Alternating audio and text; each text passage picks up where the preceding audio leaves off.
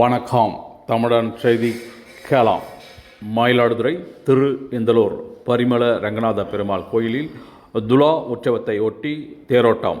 ஏராளமான பக்தர்கள் வடம்பிடித்து தேரை இழுத்து சுவாமி தரிசனம் செய்தனர்.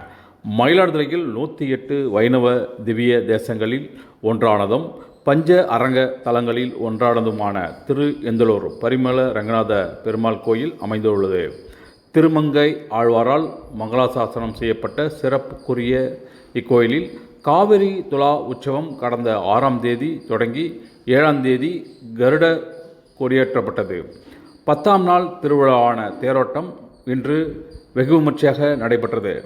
பின்னர் காவிரி நாலுகால் மண்டபத்தில் கடைமுக தீர்த்தவாரி உற்சவம் நடைபெற உள்ள நிலையில் தற்போது கோயிலில் தேரோட்டம் தொடங்கி நடைபெற்று வந்தது. தேரில் பெருமாள், ஸ்ரீதேவி, பூதேவி சிறப்பு அலங்காரத்தில் எழுந்தருளி பூஜைகள் செய்யப்பட்ட பின் தேரோட்டம் தொடங்கியது.